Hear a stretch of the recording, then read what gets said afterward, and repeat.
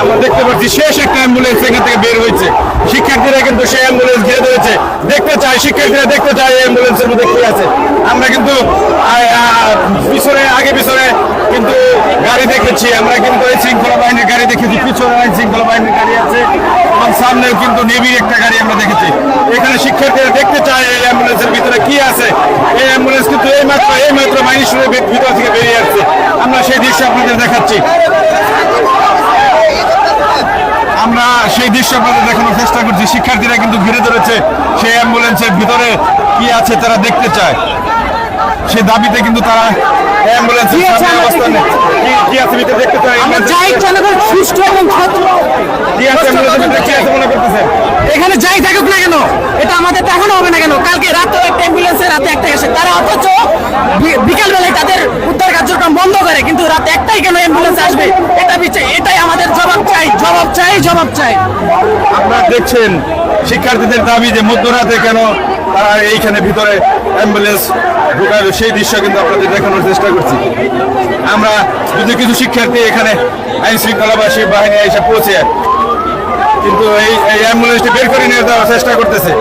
আপনারা দেখতেছি কিছু শিক্ষার্থীদের না দেখিয়ে অ্যাম্বুলেন্স কিন্তু আরো ভিতরে অ্যাম্বুলেন্স আছে কিনা, কোনো লাশ আছে কিনা আমার জানা নাই।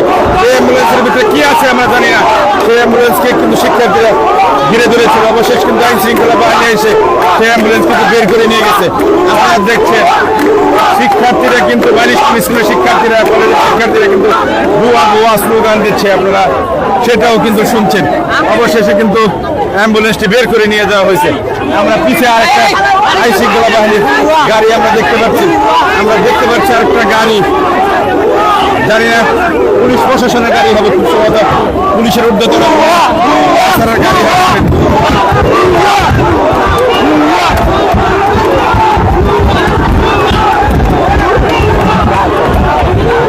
পুলিশের গাড়ি কিন্তু আমরা দেখলে আপনারা সেই দৃশ্য কিন্তু আপনারা দেখলেন।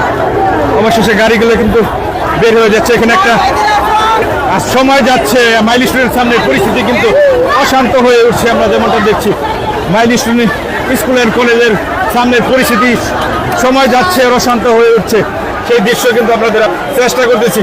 যেদিকেই একটু আগে কিন্তু আমরা কিছু সংখ্যক শিক্ষার্থী এখানে রেখেছিলাম, আস্তে আস্তে কিন্তু শিক্ষার্থীর সংখ্যা বাড়তেছে, অভিভাবকদের সংখ্যাও কিন্তু সেখানে বাড়তেছে।